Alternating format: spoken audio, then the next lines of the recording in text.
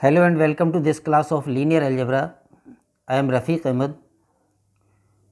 Vector space में हमने बहुत सारी थ्योरम्स प्रूव की हैं और उसके सारे कंसेप्ट्स अब तक पढ़ लिए हैं। आज हम वेक्टर स्पेस और उसके सब स्पेसेस की डायमेंशंस में रिलेशन स्थापित करते हुए एक थ्योरम प्रूव कर रहे हैं। बड़ी थ्योरम है और पूरी तरह थ्योरम तभी समझ में आएगी जब इससे पहले के वीडियोज़ आपने कंटिन्यूसली पढ़े हों, समझे हों, क्योंकि बहुत सारे कंसेप्ट्स आधार के, विमा के इसमें काम आने वाले हैं।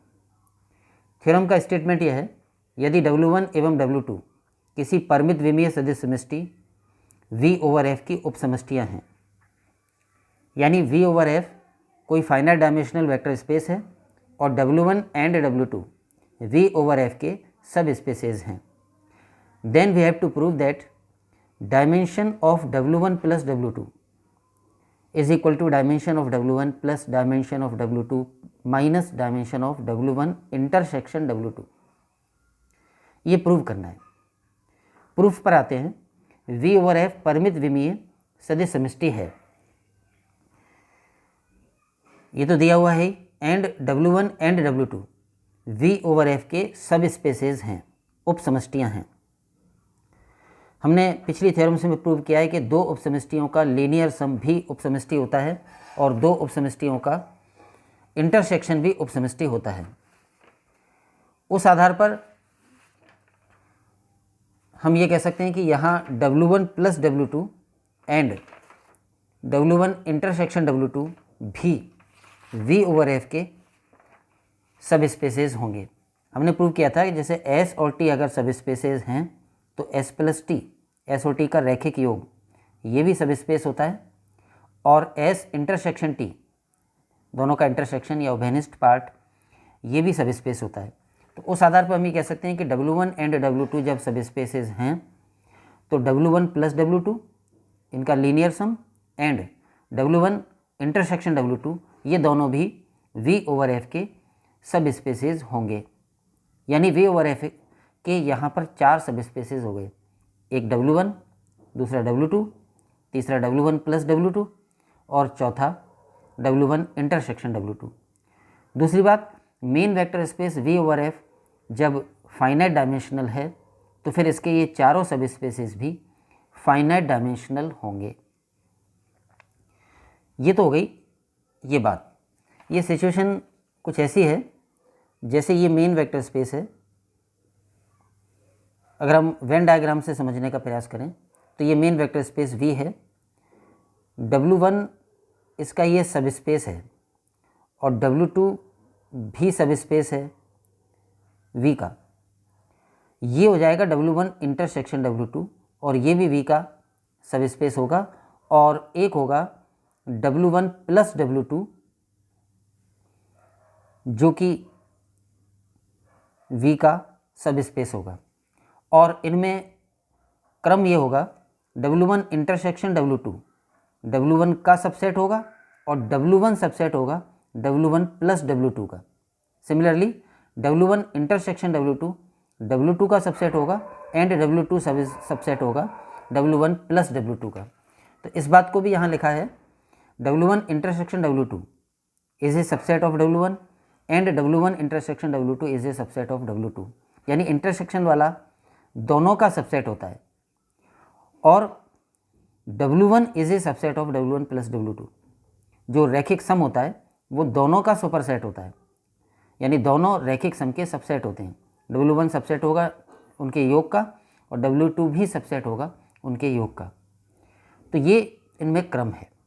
अब हम आते हैं प्रूफ पर, जो इन चारों सब spaces W1, W2, W1 intersection W2 and W1 plus W2, इन चारों सब स्पेसेस की विमाओं में ये जो संबंध स्थापित करना है, ये जो इक्वेशन प्रूव करनी है, इसको प्रूव करने की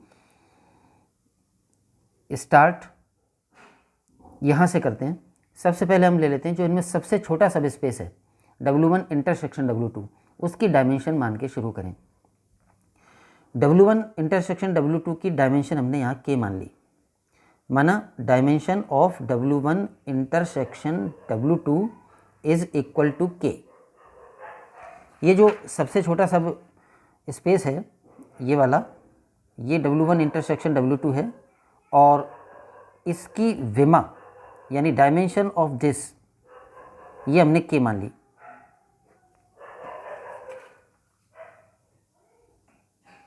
डायमेंशन या विमा K मानने का क्या मतलब हुआ कि इस सब स्पेस के किसी भी आधार में एग्जैक्टली K सदिश होंगे। तो मान लिया हमने कि S बराबर set of vectors gamma 1 gamma 2 up to gamma K, ये W1 इंटरसेक्शन W2 वाले सब स्पेस का आधार है, जिसमें हमने K वेक्टर्स माने क्योंकि विमा K मानी है। तो S W1 इंटरसेक्शन W2 का एक आधार मान लिया। हम जानते हैं कि जो आधार होता है वो अपने आप में Li सेट होता है, और मेन वेक्टर स्पेस का वो यानी कि जिस वेक्टर स्पेस या जिस वेक्टर सब स्पेस का वो आधार है उसका वो जनक होता है, जनरेट करता है उसको। तो S Li होगा और S W1 इंटरसेक्शन W2 का जनक होगा, यानी linear span of S W1 intersection W2 के बराबर होगा। और इसका मतलब है कि W1 इंटरसेक्शन W2 का हर अवयव समुच्चय S के सदिशों के लीनियर कॉम्बिनेशन के रूप में व्यक्त किया जा सकता है, जो कि जनक होने का मतलब होता है। तो S W1 इंटरसेक्शन W2 का आधार है, इसलिए S में ये दो विशेषताएं होंगी, वो Li होगा और W1 इंटरसेक्शन W2 का जनक होगा। अब क्योंकि S W1 इंटरसेक्शन W2 का आधार है तो S W1 इंटरसेक्शन W2 का सबसेट होगा, and W1 intersection W2 is a subset of W1, तो directly S is a subset of W1। तो S सबस्पेस W1 का भी सबसेट है। जैसे S यहाँ पर होगा, जो W1 इंटरसेक्शन W2 का तो सबसेट है ही, W1 का भी सबसेट होगा। तो S के बारे में क्या आ गया कि अर्थात S W1 का Li उपसमुच्चय, Li वो था ही और वो W1 का भी उपसमुच्चय है, तो S W1 का Li उपसमुच्चय। अब हम आते हैं विस्तार प्रमेय के या एक्सटेंशन थ्योरम के उपयोग पर। हम जानते हैं कि किसी भी वेक्टर स्पेस के किसी भी Li समुच्चय को विस्तृत करके उसका आधार बनाया जा सकता है, ये विस्तार प्रमेय का स्टेटमेंट है। तो क्योंकि S W1 का Li उपसमुच्चय है, अतः S को विस्तृत करके यानी S में कुछ अवयव और बढ़ा के इसे W1 का आधार बनाया जा सकता है। तो फिर हमने मान लिया कि T1 जो कि ये S का विस्तार है और ये W1 का आधार बन गया है।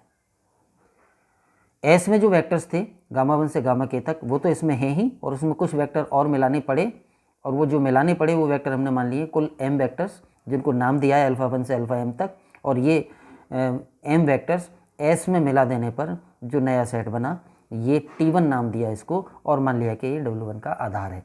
ये S का एक्सटेंशन है, S का विस्तार है, यानी S का सुपर सेट होगा T1, S का सुपर सेट होगा। ये T1 W1 का आधार हो गया, यानी हमने W1 इंटरसेक्शन W2 के आधार को एक्सटेंड करके विस्तृत करके W1 का आधार प्राप्त कर लिया। अब क्योंकि अगर ये W1 का आधार है तो जितने इस आधार में अवयवों की संख्या है वो W1 की विमा हो जाएगी। तो हम देख रहे हैं कि इसमें कुल अवयव हैं K प्लस M, गामा वाले वेक्टर्स K और अल्फा वाले वेक्टर्स M, तो कुल वेक्टर्स हैं K प्लस M, तो इसलिए W1 की विमा K प्लस M हो जाएगी। तो जब T1 W1 का आधार है तो इससे क्या क्या बातें पता लगी। T1 एक तो अपने आप में Li होगा, हर आधार समुच्चय Li होता है, और दूसरा T1 W1 का जनक होगा, LT1 is equal to W1। इसके अलावा क्योंकि T1 यानी आधार में K प्लस M कुल अवयव हैं तो फिर W1 की विमा हो जाएगी K प्लस M या M प्लस K। इसी प्रकार जैसे हमने यहाँ पर W1 को लिया है, इसी प्रकार W2 को ले सकते हैं। जैसे S इंटरसेक्शन का सबसेट है और इंटरसेक्शन W2 का सबसेट है, तो S डायरेक्टली W2 का भी सबसेट हो जाएगा, और जब S W2 का सबसेट हो जाएगा तो S का विस्तार, S को विस्तृत करके W2 का भी आधार बनाया जा सकता है। तो वो W2 का आधार हमने मान लिया है T2, जिसमें S के जो वेक्टर थे गामा 1 से गामा K तक वो तो हैं ही, और कुछ वेक्टर और बढ़ाने पड़े, और मान लिया कि जो वेक्टर बढ़ाने पड़े वो हैं बीटा 1 से बीटा n तक, कुल n वेक्टर्स, और ये S का विस्तार है, यानी S का सुपर सेट है ये T2, और ये W2 का आधार बन गया। तो T2 जब W2 का आधार है तो T2 भी Li होगा और T2 W2 का जनक होगा, यानी LT2 बराबर W2। अब इस W2 के आधार में वेक्टर्स की संख्या है n प्लस के, तो W2 की विमा हो जाएगी n प्लस के। तो इस तरह से हमने यहाँ तक W1 इंटरसेक्शन W2 का एक आधार लिया था S, और उसका विस्तार करके W1 का आधार T1 प्राप्त कर लिया और W2 का आधार T2 प्राप्त कर लिया, और इस तरह से हमारे पास 3 सब स्पेसीज की विमाएँ आ गई। इंटरसेक्शन वाली की विमा तो K है, W1 की विमा m प्लस के है और W2 की विमा n प्लस के है। अब जो इक्वेशन हमें प्रूव करनी है उसकी राइट हैंड साइड की वैल्यू निकालने की स्थिति में हम हैं। तो उसकी राइट हैंड साइड ये है dimension of W1 plus dimension of W2 minus dimension of W1 intersection W2। तो डायमेंशन ऑफ W1 का मान तो m प्लस के, डायमेंशन ऑफ W2 का मान n प्लस के और dimension of W1 intersection W2 का मान k। इसको सॉल्व करें तो एक के कैंसिल हो जाएगा और ये आ जाएगा m प्लस n प्लस के, इक्वेशन नंबर 1। तो जो प्रूव करना है हमें, उस इक्वेशन की राइट हैंड साइड की वैल्यू आकर आ गई m प्लस n प्लस के, और इस इक्वेशन को हमने फिलहाल रोक लिया। अब जो हमें प्रूव करना है उसकी जो लेफ्ट हैंड साइड है, dimension of W1 plus W2, हम प्रूव करेंगे कि ये भी m प्लस n प्लस के है। ये प्रूव करने के लिए हम प्रूव करेंगे कि W1 प्लस W2 जो सब स्पेस है उसका एक आधार प्रूव करेंगे जिसमें इतने अवयव हों।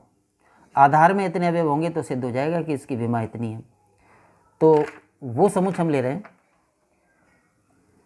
अब हम सिद्ध करेंगे कि समुच्च B, उसको नाम दिया है कैपिटल B, जिसमें सभी अल्फा वाले वेक्टर, सभी बीटा वाले वेक्टर और सभी गामा वाले वेक्टर ले लिए। इस समुच्च को हम सिद्ध करेंगे कि ये सब स्पेस W1 प्लस W2 का आधार है। इसमें ये गामा तो वो वेक्टर हैं जो S में लिए थे, अल्फ़ा जो कि S को विस्तार करके T1 बनाया था तो उसमें जितने वेक्टर बढ़ाए थे वो अल्फ़ा वाले हैं, और S का विस्तार करके जो T2 बनाया था W2 का आधार, उसमें हमें बीटा वेक्टर्स बढ़ाने पड़े थे तो वो भी हैं। तो सभी अल्फ़ा वाले वेक्टर, सभी बीटा वाले वेक्टर और सभी गामा वाले वेक्टर, इनका ये जो सेट है इसको नाम दिया B, और इस सेट B को हम सिद्ध करेंगे कि W1 प्लस W2 का ये आधार है। जब ये सिद्ध हो जाएगा तो क्योंकि B में कुल सदिशों की संख्या है m plus n plus k, तो सिद्ध हो जाएगा कि W1 प्लस W2 वाला जो वेक्टर सब स्पेस है इसकी विमा है m plus n plus k, वो ही हमें प्रूव करनी है। तो अब हम कंसंट्रेट करें इस बात पर कि इस सेट को W1 प्लस W2 का आधार कैसे प्रूव करें। By the definition of the basis हमें दो बातें प्रूव करनी होंगी। एक तो ये कि ये समुच्च अपने आप में एलाई समुच्च है, लीनियरली इंडिपेंडेंट है, और दूसरा हम प्रूव करेंगे कि ये समुच्च W1 प्लस W2 का जनक है। तो फर्स्ट पॉइंट पर आते हैं। ये जो समुच्च है इसको एलाई प्रूव करें, B एलाई है, ये प्रूव करना है। एलाई प्रूव करने का तरीका हम जानते ही हैं कि जिस भी समुच्च को एलाई प्रूव करना हो उसके सभी वेक्टर्स का एक लीनियर कॉम्बिनेशन 0 वेक्टर के बराबर मानकर और फिर ये सिद्ध कर दें कि जितने भी गुणांक लिए थे उन सब का मान 0 है। तो इसके लिए हम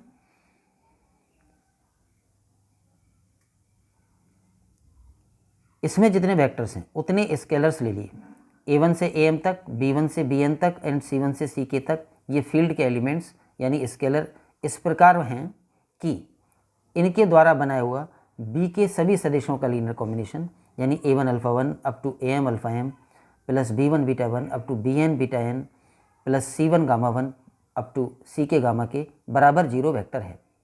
यानी B के सभी सदिशों का एक लीनियर कॉम्बिनेशन 0 वेक्टर के बराबर मान लिया, जिसमें A1 से AM तक, B1 से Bn तक और C1 से Ck तक ये सब स्केलर्स हैं, गुणांक हैं। ये लीनियर कॉम्बिनेशन 0 वेक्टर के बराबर मान लेने के बाद अब हम सिद्ध करेंगे कि ये मानना यानी ये इक्वेशन तभी संभव है जब सभी गुणांकों का मान 0 हो। तो सभी A वाले गुणांक, सभी B वाले गुणांक और सभी C वाले गुणांकों का मान 0 प्रूव करना है, और जब ये हो जाएगा तो उससे ये सिद्ध हो जाएगा कि समुच्च भी एलाई है। इस इक्वेशन को थोड़ा सुविधा के लिए समेशन फॉर्म में व्यक्त कर दिया है। A1 alpha 1 up to AM alpha m को लिख दिया हमने sigma A R alpha R बराबर 1 to m समेशन फॉर्म में लिख दिया है। इसी तरह से B1 बीटा 1 से Bn बीटा n तक के योग को लिख दिया हमने sigma B R beta R is equal to 1 to n, और ये गामा वाला जो योग है इसको समेशन फॉर्म में लिख दिया है sigma C R gamma R का मान 1 से k तक। तो ये फुल फॉर्म में की बजाय समेशन फॉर्म में लिख दिया है। अब सभी गुणांक जीरो हैं सिद्ध करने के लिए हमें क्या करना है, यहाँ पर ये जो 0 बार सिंबल काम में लिया है ये मेन वेक्टर स्पेस V/F का जीरो वेक्टर है। सभी गुणांक जीरो सिद्ध करने के लिए हम क्या स्टेप ले रहे हैं वो इस प्रकार होगा। जो इक्वेशन हमारे पास अभी थी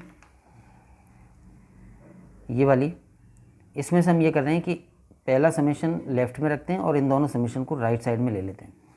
तो आ जाएगा summation A are alpha R बराबर minus of sigma B R beta R minus of sigma C R gamma are.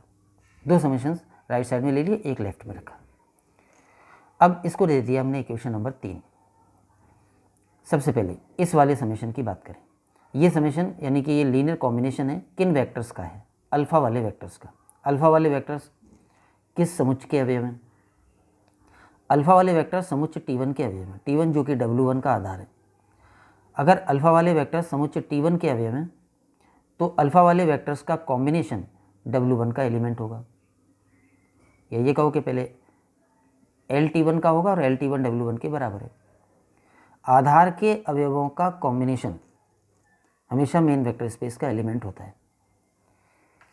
ऐसे समझ सकते हैं इस बात को, जैसे alpha 1 alpha 2 and so on alpha m, ये किसके वेक्टर्स हैं? T1 के। तो इनका जो कॉम्बिनेशन है ये sigma A R alpha R, ये किसका एलिमेंट हो जाएगा? T1 के सदिशों का कॉम्बिनेशन है, तो लीनियर स्पान ऑफ T1 में होगा, और linear span of T1 he W1 है क्योंकि T1 W1 का जनक था। तो ये कॉम्बिनेशन W1 का एलिमेंट है। पहले हमने ये बात कही, सभी अल्फ़ा आर T1 के एलिमेंट हैं, तो this combination belongs to W1। दूसरी बात, राइट हैंड साइड में जो लीनियर कॉम्बिनेशन है वो सभी बीटा वाले वेक्टर्स और सभी गामा वाले वेक्टर्स का कॉम्बिनेशन है। अब हम ये कहें कि बीटा वाले सभी वेक्टर्स और गामा वाले सभी वेक्टर्स किसके एलिमेंट्स थे? तो ये एलिमेंट्स थे आधार T2 के, जो कि W2 का आधार है। तो क्योंकि ये सभी बीटा और सभी गामा वाले वेक्टर्स T2 के वेक्टर्स हैं, तो इन सब का ये कॉम्बिनेशन है, लीनियर कॉम्बिनेशन है सभी बीटा और सभी गामा वाले वेक्टर्स का। तो ये किसका एलिमेंट हो जाएगा? W2 का। T2 के वेक्टर्स का कॉम्बिनेशन किसका एलिमेंट होता है? L ऑफ T2 का, और L ऑफ T2 बराबर है W2 के। तो T2 के वेक्टर्स का ये कॉम्बिनेशन W2 का एलिमेंट हो जाएगा।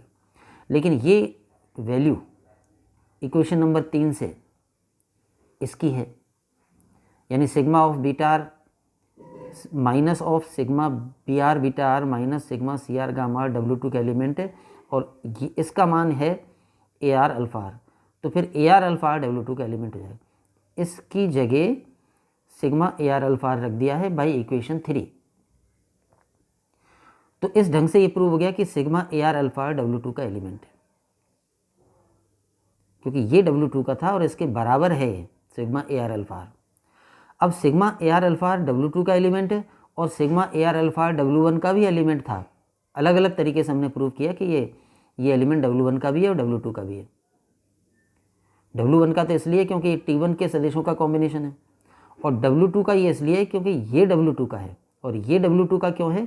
क्योंकि ये T2 के सदिशों का कॉम्बिनेशन है, और ये W2 का है तो ये भी W2 का होगा क्योंकि इसके बराबर ही है ये। तो sigma A R alpha are W1 का एलिमेंट है और sigma A R alpha are W2 का भी एलिमेंट है, और जो दोनों का एलिमेंट हो वो दोनों के इंटरसेक्शन में होता है। इसलिए हम कह सकते हैं कि sigma A R alpha are W1 intersection W2 का एलिमेंट है। ये लीनियर कॉम्बिनेशन से प्राप्त वेक्टर W1 इंटरसेक्शन W2 का एलिमेंट हो गया, का मतलब ये वेक्टर LS का हो गया, क्योंकि LS W1 इंटरसेक्शन W2 के बराबर है। S जनक है W1 इंटरसेक्शन W2 का। तो जब ये W1 इंटरसेक्शन W2 का हो गया तो LS का हो गया, और जब ये वेक्टर LS का हो गया तो इसका मतलब क्या है? LS में जो भी वेक्टर होता है वो S के कुछ सदिशों के संचय के रूप में लिखा जा सकता है। तो ये वेक्टर LS का है, अतः इस वेक्टर को किस रूप में व्यक्त कर दिया? S के कुछ सदिशों का संचय, और S के वो एस के सदिशों का संचय, तो एस के सदिश जो है हमने कौन से, गामा वाले, और गुणांक ले लिए हैं डी आर। यानी अगर कोई भी वेक्टर मान लो कि एक्स होता, एल एस का अवयव होता, तो हम क्या कहते हैं कि एक्स किस रूप में लिखा जा सकता है, एस के सदिशों के संचय के रूप में, और एस के सदिश हैं गामा वाले, तो वो D1 gamma 1 up to d के गामा के इस रूप में लिखा जा सकता है, जहाँ D1 D2 डी के कोई स्केलर्स हैं और गामा 1 गामा 2 गामा के एस के वेक्टर्स हैं। तो ये लीनियर कॉम्बिनेशन एल एस का अवयव होने के कारण इस लीनियर कॉम्बिनेशन को एस के सदिशों के संचय के रूप में व्यक्त कर दिया, और इस संचय के रूप में व्यक्त करने में जो गुणांक काम आए हैं डी आर, यानी D1 से DK तक, वो सभी एफ के एलिमेंट्स होंगे, फील्ड के एलिमेंट्स होंगे। एस ये था। अब सिग्मा ए आर अल्फा आर बराबर यहाँ पर हो गया sigma d r gamma r. इस राइट हैंड साइड को लेफ्ट में ले लें तो हो जाएगा सिग्मा ए r alpha r minus sigma d r gamma r बराबर 0 वेक्टर। यहाँ तक हम आ गए। अब अगर हम लेफ्ट हैंड साइड को गौर से देखें तो लेफ्ट हैंड साइड एक लीनियर कॉम्बिनेशन है। किस समुच्चय के सदिशों का लीनियर कॉम्बिनेशन है? इसमें सदिश हैं अल्फ़ा वाले और गामा वाले। तो अल्फ़ा वाले और गामा वाले जो वेक्टर्स हैं वो किसके हैं? वो हैं समुच्चय T1 के, जो कि W1 का आधार था। तो यहाँ लेफ्ट हैंड साइड Li समुच्चय T1 के सदिशों का LC है, लीनियर कॉम्बिनेशन है। और हम जानते हैं कि लीनियरली इंडिपेंडेंट की यही परिभाषा होती है कि कोई Li समुच्चय है तो उसके सदिशों का कॉम्बिनेशन अगर 0 वेक्टर के बराबर प्राप्त हो रहा है तो वो केवल तभी संभव है जब उस कॉम्बिनेशन के सारे गुणांक 0 हों। तो इसलिए हम ये कहेंगे कि ये T1 समुच्चय के सदिशों का कॉम्बिनेशन है। इसमें सदिश कौन से हैं? ये AR और माइनस DR, ये तो गुणांक हैं। सदिश हैं इसमें अल्फ़ा 1 से अल्फ़ा m तक और गामा 1 से गामा k तक। तो ये T1 समुच्चय के सदिश हैं और T1 आधार होने के कारण Li है। तो ये Li समुच्चय T1 के सदिशों का कॉम्बिनेशन है जो 0 वेक्टर के बराबर आ रहा है। इसका मतलब इसमें जितने भी गुणांक हैं वो सब 0 होंगे। अतः सभी AR बराबर 0 तथा सभी DR बराबर 0। तो A वाले सारे गुणांक और D वाले सारे गुणांक 0 सिद्ध हो गए। अब जब A वाले गुणांक 0 सिद्ध हो गए तो इसका प्रयोग इक्वेशन नंबर 2 में करें। इक्वेशन नंबर 2 क्या थी? ये वाली। इसमें जब ये AR गुणांक 0 सिद्ध हो गए हैं तो ये इक्वेशन नंबर 2 बदल के ये हो जाएगी। इसमें AR गुणांकों की जगह 0 रख दिया है, बाकी सब एज इट इज़ है। अब क्योंकि ये गुणांक 0 हैं तो ये सारे वेक्टर्स 0 हो जाएंगे और ये पूरी टर्म ही 0 वेक्टर बन जाएगा और 0 वेक्टर बन के हट जाएगा। तो ये इक्वेशन रिड्यूस होकर घटकर इतनी रहेगी। अब अगर इस इक्वेशन को हम गौर से देखें तो यहाँ लेफ्ट हैंड साइड एक लीनियर कॉम्बिनेशन है। ये किन सदिशों का है? इसमें सदिश हैं बीटा वाले और गामा वाले, बीटा 1 से बीटा n एंड गामा 1 से गामा k। और ये किस समुच्चय के सदिश हैं? सभी बीटा और सभी गामा समुच्चय T2 के सदिश हैं। और T2 क्या था? W2 का आधार, और जो आधार है तो वो Li होगा। तो ये कह सकते हैं हम कि यहाँ लेफ्ट हैंड साइड Li समुच्चय T2 के सदिशों का लीनियर कॉम्बिनेशन है। और Li समुच्चय के सदिशों का लीनियर कॉम्बिनेशन अगर 0 वेक्टर के बराबर आ रहा है तो इसका मतलब है कि इस कॉम्बिनेशन के सारे गुणांक 0 होंगे। अतः हम कह सकते हैं कि सभी Br गुणांक 0 होंगे और सभी Cr गुणांक 0 होंगे। AR वाले गुणांक पहले 0 सिद्ध हो चुके थे और Br और Cr अब 0 सिद्ध हो चुके, तो इसका मतलब सभी AR, सभी Br और सभी Cr वाले गुणांक 0 हैं। इससे सिद्ध हो गया कि जो समुच्चय B था वो Li है। हमने ये B समुच्चय माना था और इसको हम W1 प्लस W2 का आधार प्रूव करने के लिए पहले Li प्रूव करना चाह रहे हैं। और इसको Li प्रूव करने के लिए हमने इस समुच्चय के सभी सदिशों का एक लीनियर कॉम्बिनेशन 0 वेक्टर के बराबर मान लिया। और अब हमें सिद्ध करना था कि ये लीनियर कॉम्बिनेशन 0 वेक्टर के बराबर मानना केवल तभी संभव है जब इसमें जितने भी गुणांक लिए गए थे वो सब 0 हो। तो वो बात अब यहाँ आ गई कि सभी A वाले गुणांक, सभी B वाले गुणांक और सभी C वाले गुणांक 0 हैं। तो इससे सिद्ध हो गया कि समुच्चय B Li है। B के Li सिद्ध हो जाने के बाद अब हम सिद्ध करना चाहेंगे कि ये जो समुच्चय B है ये सब स्पेस W1 प्लस W2 का जनक है। और उसके लिए हमें प्रूव करना पड़ेगा कि linear span of b is equal to W1 plus W2, या ये कहो कि ये प्रूव करना पड़ेगा कि W1 प्लस W2 का कोई भी वेक्टर ले लें तो वो वेक्टर LV में होगा। LV में होगा का मतलब समुच्चय B के सदिशों के लीनियर कॉम्बिनेशन के रूप में व्यक्त किया जा सकता है। तो ये बात प्रूव करने के लिए हम शुरुआत यहाँ से करें कि W1 प्लस W2 का एक स्वेच्छ वेक्टर मान लिया U, माना U belongs to W1 plus W2। अब हम सिद्ध करेंगे कि जो U इसमें माना है W1 प्लस W2 में वो LB में भी होगा। तो पहले तो ये कि U W1 प्लस W2 में है, इसका क्या मतलब है? कोई भी वेक्टर लीनियर सम में होता है तो इसका क्या मतलब होता है? जब हमने डिफाइन किया था तो सिंबल S और T लिए थे।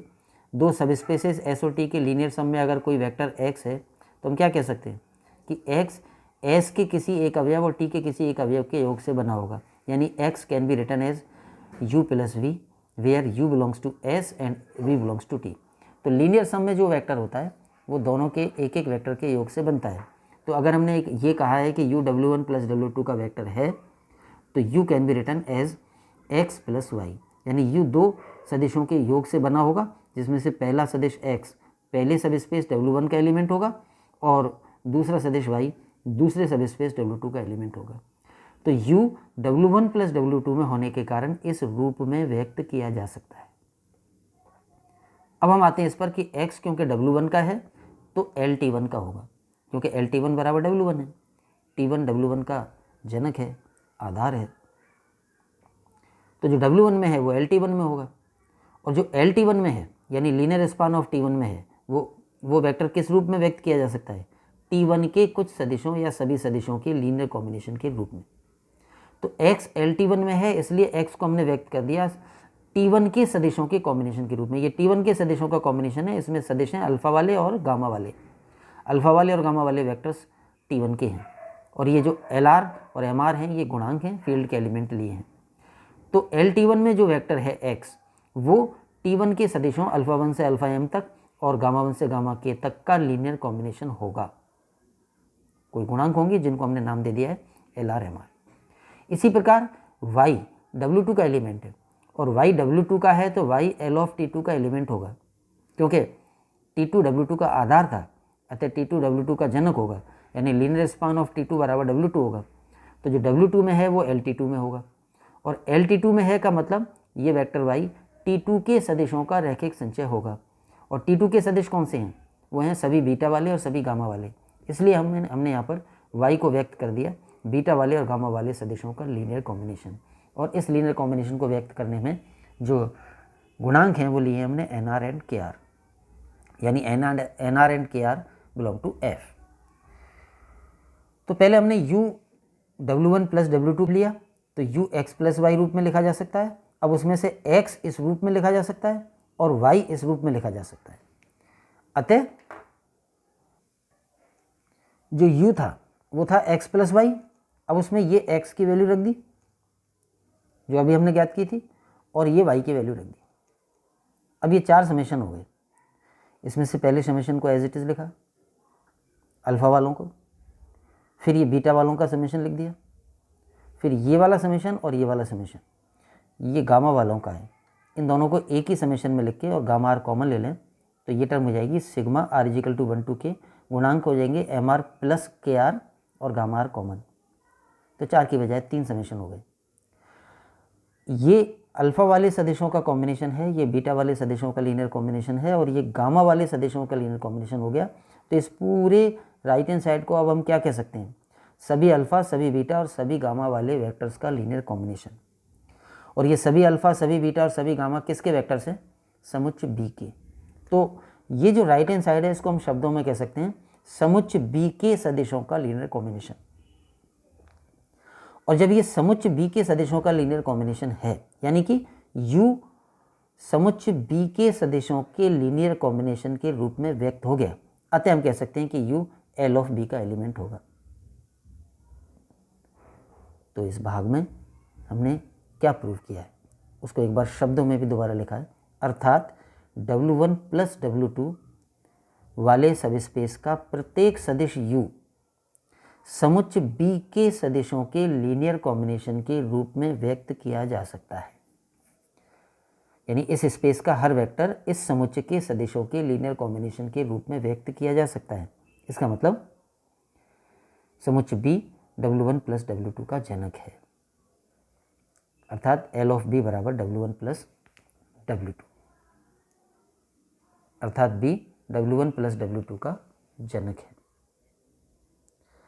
अब पहले हमने प्रूव कर लिया था कि B W1 प्लस W2 का Li समुच्चय है, और अब प्रूव हो गया कि B इसका जनक समुच्चय। Li और जनक होने पर आधार हो जाता है, तो अब हम कह सकते हैं कि B W1 प्लस W2 का आधार है। अब जब B इस सबस्पेस का आधार है तो B में जितने अवयव हैं वो संख्या इस सबस्पेस की विमा हो जाएगी। परंतु B में सदिशों की संख्या है m plus n plus k। वो हमने पहले देख लिया था कि B में कुल कितने वेक्टर्स हैं। अल्फा वाले वेक्टर्स m हैं, बीटा वाले वेक्टर्स n हैं और गामा वाले वेक्टर्स की संख्या k है। तो B में सदिशों की संख्या इतनी है, अतः W1 प्लस W2 का विमा dimension of W1 plus W2 इतनी हो जाएगी। ये इक्वेशन नंबर 4। उससे पहले हमने इक्वेशन नंबर 1 प्रूव करके रख लिया था, और वो ये था कि dimension of W1 plus dimension of W2 minus dimension of W1 intersection W2 का मान आया m प्लस n प्लस के, और यहाँ पर dimension of W1 plus W2 का मान भी आ गया m प्लस n प्लस के। तो इक्वेशन नंबर 1 और इक्वेशन नंबर 4 से ही प्रूव हो गया कि dimension of W1 plus W2 की वैल्यू और dimension of W1 plus dimension of W2 minus dimension of W1 intersection W2 दोनों की वैल्यू बराबर है। कितने के बराबर आई थी? m plus n plus k के बराबर आई दोनों की वैल्यू। ये राइट हैंड साइड की वैल्यू इतनी आई, ये तो इक्वेशन नंबर 1 में, और इस लेफ्ट हैंड साइड की वैल्यू भी इतनी आई, ये इक्वेशन नंबर 4 में। तो ये दोनों बराबर हो गए। तो इस प्रकार से हमने इस थ्योरम में एक वेक्टर स्पेस जो कि फाइनाइट डायमेंशनल था, उसके दो सब स्पेस W1 और W2 थे, और दो सब स्पेस और बन गए उन्हीं से, W1 plus W2 and W1 intersection W2। इस तरह से जो 4 सब स्पेसेस हो गए, उन 4 सब स्पेसेस की डायमेंशंस में, विमाओं में ये संबंध स्थापित किया है। इस वीडियो में इतना ही। Thanks to all. जय हिंद।